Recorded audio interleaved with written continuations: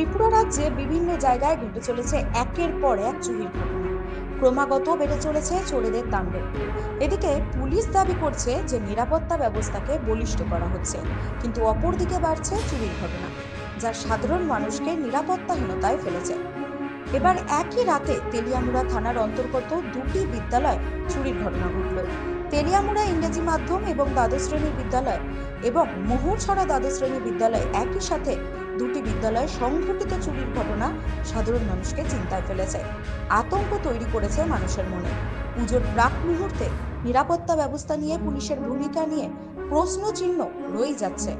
একদিকে চুরির ঘটনা সম্পর্কে তেলিয়ামুড়া ইংরেজি মাধ্যম বিদ্যালয় শিক্ষক বিক্রম দেবনাথ জানিয়েছেন, অন্যান্য দিনের মতন আজকেও যখন বিদ্যালয়ের চতুর্থ শ্রেণীর জনৈক কর্মী বিদ্যালয় খুলতে আসেন, তখন তিনি বুঝতে পারেন বিদ্যালয়ে চুরি হয়েছে। এরপর এই বিষয়টি বিদ্যালয়ের উভয় বিভাগের প্রধান শিক্ষক সহ অন্যান্য শিক্ষকদের এবং বিদ্যালয়ের পরিচালন কমিটির কিছু সদস্যকে জানানো হয়। এখনো পর্যন্ত সঠিকভাবে কি চুরি হয়েছে সেটা জানা যায়নি, তবে পারিপার্শ্বিক ঘটনা এবং দৃশ্য প্রমাণ করছে এই চুরি বাস্তবিক অর্থে পরিকল্পনা অনুযায়ী করা হয়েছে। তবে সবচেয়ে আশ্চর্যের বিষয় হচ্ছে, কম্পিউটারের হার্ড ডিস্ক সহ ইন্টারনেট পরিষেবার সাথে যুক্ত যন্ত্রাদি চুরি হয়েছে। এখন দেখার বিষয় পুলিশ তদন্ত করে ঘটনার পেছনে থাকা রহস্য বার করতে পারে কিনা।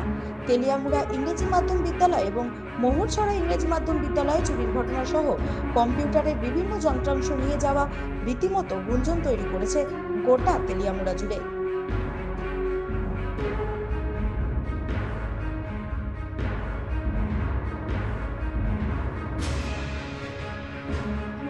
আমরা English medium higher secondary school. তো সকালে আমরা যখন গ্রুপ ডি আয়া স্কুল তালা খুললো মেন গেটের, তখন তালা ঠিক ছিল। তালা খোলার পর ভিতরে ঢোকার পর দেখলো আমাদের এখানে প্রথমে লাইব্রেরি এবং কম্পিউটার রুম, দুইটা রুমের তালা ভাঙা, তালা নেই। তো সাথে সাথে সে আমাকে ফোন করলো। ফোন করার পর আমি তাড়াতাড়ি আমার মোবাইলে যে সিসি ক্যামেরার ইয়েটা আছে, আমি ওই অ্যাপসটা আছে ওইটাতে খুললাম, খুলে দেখি যে না, ডিভাইস মানে দেখাচ্ছে না, যে নেট কানেকশন নেই। তো তারপর আমি আমার এসএমকে জানাইলাম, দুপুরের এসএমকে জানানোর পর এসএম স্যারও আবার কথা হইলো। তো এরপরে সাথে সাথে আমি এলাম। তো এসএম স্যারও আমাদের অন্য যে স্টাফ ছিল তাদেরকে সবাইকে কল করলো। হ্যাঁ, সবাই আসলো। আমাদের লোকাল এখানে এসএমসির মেম্বার ছিলেন দুইজন, হ্যাঁ, তারাও আসলেন। আসার পর এখন স্কুলে এসে দেখতে পেলাম যে আমাদের যে মেন যে কলাসিক্যাল গেটেরও একটা তালা ভাঙ্গা। হ্যাঁ, তো আবার নতুন তালা লাগিয়ে চাবিটা সামনে ফেলে দিয়ে গেল।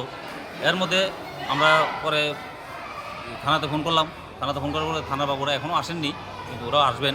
হ্যাঁ, তো ওরা পারমিশন দিয়েছেন যে আমরা ভিতরে স্টুডেন্ট ঢোকানোর জন্য।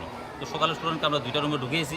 ঢোকানোর পর যখন উপরে দিয়ে গেলাম, গিয়ে দেখি আমাদের স্টাফ রুমেও সেম সবগুলি আলমারি ভাঙ্গা, টিচারদের যে লকারগুলি ছিল সবগুলি ভাঙ্গা, কাগজপত্র ফেলে দিয়েছে।